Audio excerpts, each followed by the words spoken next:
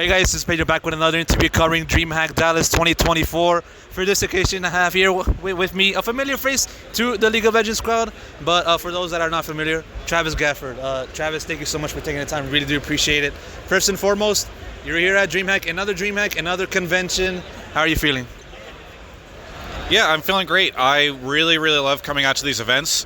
It is really fun because League esports a long time ago used to have really big presences at like a DreamHack or an IEM or something, and then obviously we kind of like floated off to our little island where we've been for the last decade.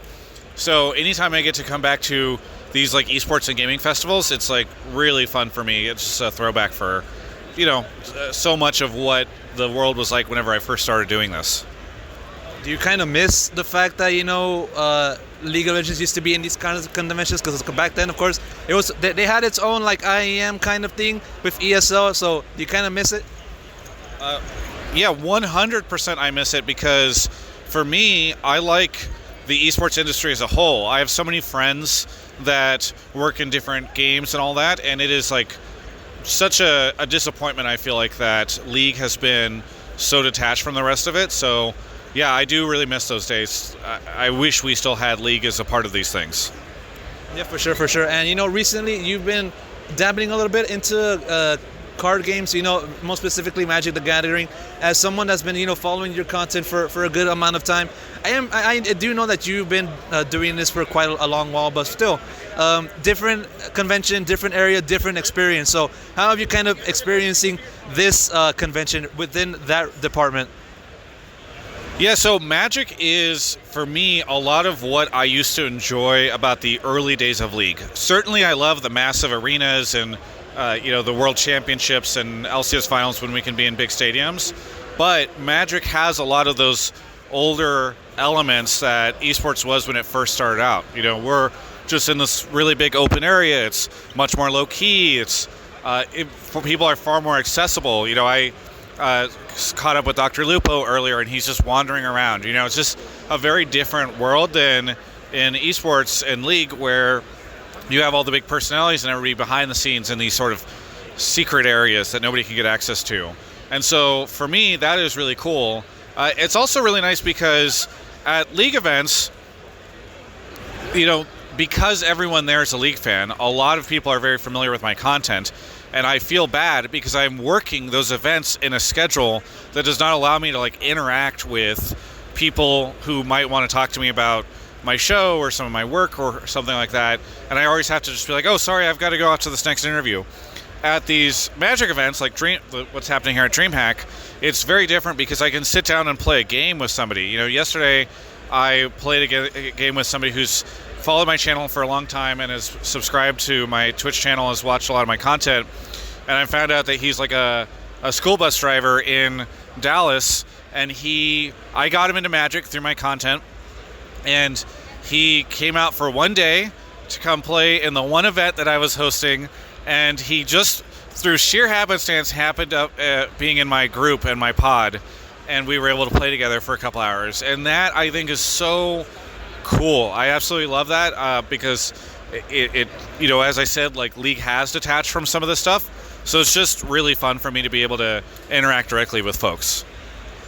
In that sense, do you feel like you're making up for that lost time that you've been talking about, in your recent answer? Do you feel like you're now able to be in a position where you're interacting with the community, much more closely compared to before?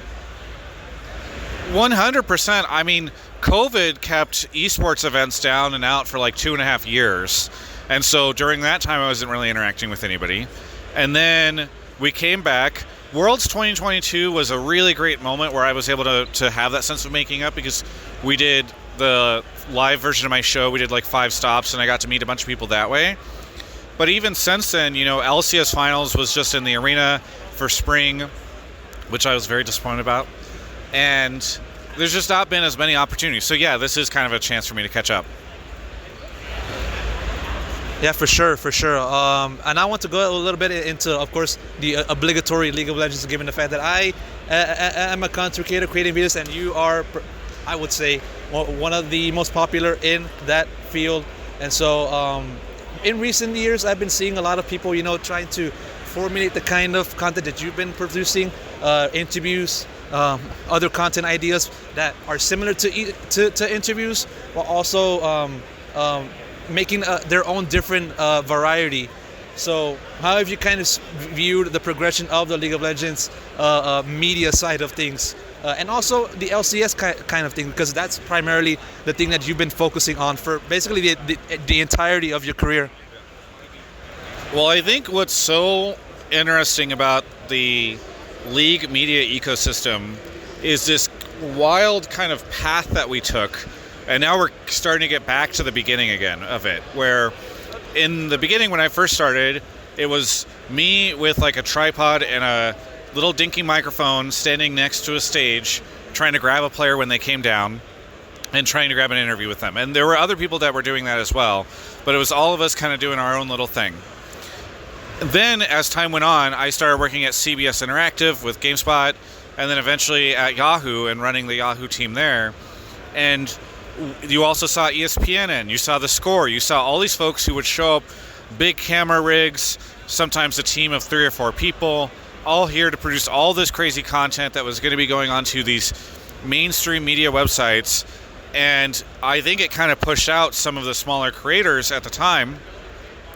And then you started to see, in the last 4 or so years, I mean, COVID was kind of a weird thing if we're skipping that, this return to the sort of fan blog or the fan YouTube channel, where it's somebody who's passionate, they have a camera, and they are just on the floor at these things doing interviews with people. They're coming up with some fun social content, maybe looking at some TikTok trends and figuring out how to do fun things with that.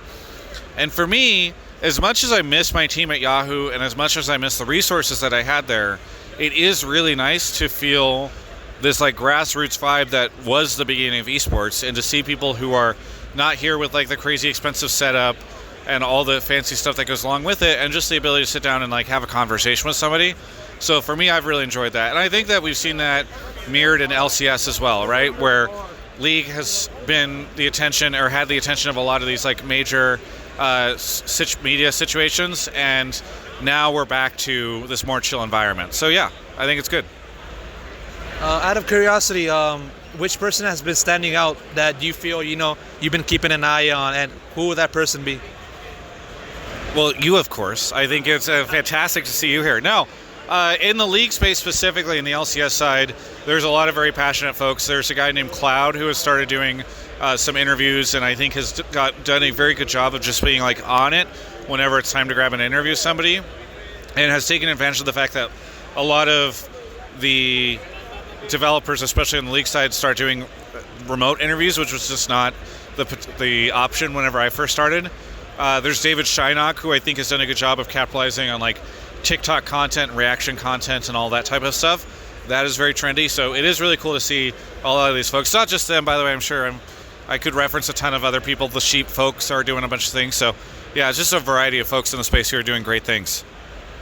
And I also want to just grab your attention of just the LCS. As I said, one of the biggest things that you've been covering entirety of your career, and looking at it, I mean, it's sort of the topics that you've already been talking about in your channel for quite a long time. Especially in recent times, due to the fact that we no longer have 10 teams, we got 8 teams, and then also that roster moves obligatory. Whoever goes in, whoever goes out, causes a lot of stir, be it good or bad.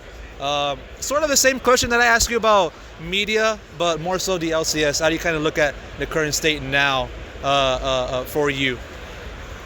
So the LCS is such a crazy place for me right now, because it's this wild dichotomy of, on one hand, I am really excited that my buddy Mark, who was my co-host for 5 years, 300 episodes, and a friend for long before then, is in the position he's in. I think it's great that Riot has trusted somebody who grew up in this community to become the commissioner of the league, and I think so many of the changes that he has been making have been fantastic, and I've been really supportive of. Not all of them. He and I argue about a couple of them, but almost all of them I really love. On the other hand, I feel for him because he's facing extreme headwinds from what the ecosystem is in right now, right? There's just dramatic budget cuts across the board. There's the Valorant system, which has sharing a lot of resources with the league, and so you have to figure out these really wonky schedules for spring. I'm sure summer's going to be the same way. You just have, and then I think just a general amount of negativity that goes along with a lot of what's been happening in the LCS, and so it's a challenge for him. And so it's strange to me because there will be days where I see he's announced something, and I am very excited about it, and then the next day it'll be like, and a bunch of people just got laid off, or also the schedule is going to be terrible this, in terms of weekends, weekdays, and all that kind of crazy stuff.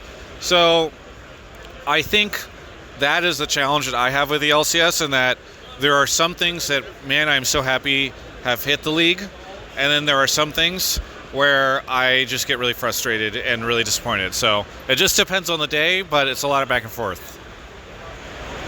Do you feel 2024 is the hardest for the LCS out of all of them? I mean, definitely. It's hard to imagine a year that has been more tough for the league. I say that while also acknowledging that during COVID, I think maybe 2020 or 2021, there were some broadcast days that were really, really rough. Like, the games were just not fun, but especially the broadcast was in a really rough place, and they didn't know how to do these remote broadcasts well. I think they were emphasizing the wrong things. So, in one sense, I think the product, if you just look at the LCS as a product, the product is in one of the best places it's ever been. But it's just sitting in a really, really, really rough environment. And so, yeah, I think 2024 has been the most rough for me in terms of covering and feeling good about the future. No, for sure. Simultaneously as we speak, we have G2 facing off against 9Z in the semifinals of IEM. We have one North American player representing a European org, and everybody's literally pulling for them just because of that.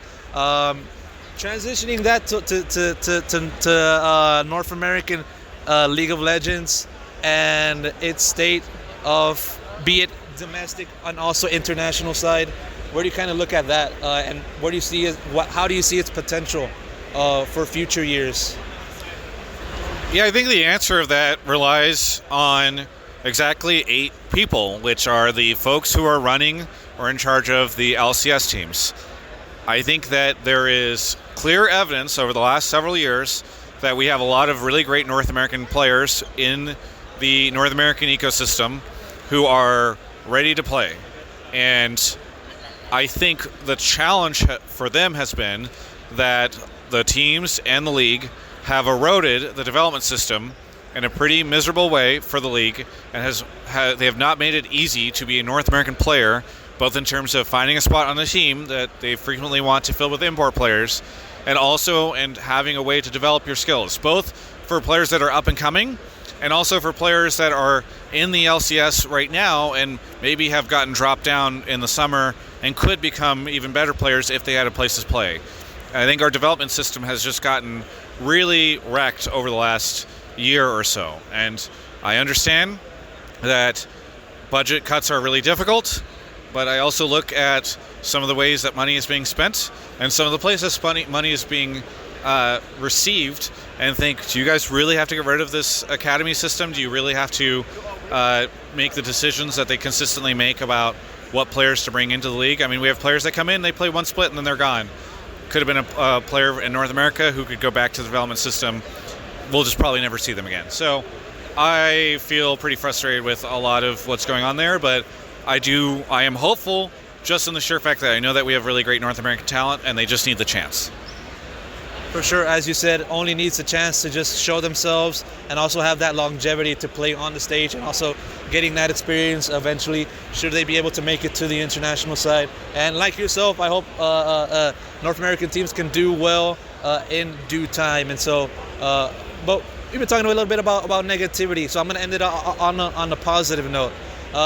More so, just how do you kind of look at your future, as in, what do you kind of are the things that you want to adjust, improve upon, not just like looking into just your time covering Magic the Gathering card tops, but tabletop games, but also just your content and just building off of that, what you've already been building upon. So how do you kind of look at your expectations for the future and everything else?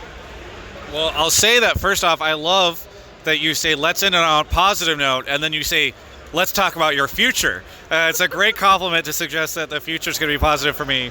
I think, look, to be candid, it is a scary time. It is one of the most spooky times that I've felt in my career, because even when I was transitioning from Yahoo to going independent, even, at other times where I was uncertain, it was very clear to me that the ecosystem that I was a part of was very healthy and that it could support me in my career and my passions and my content.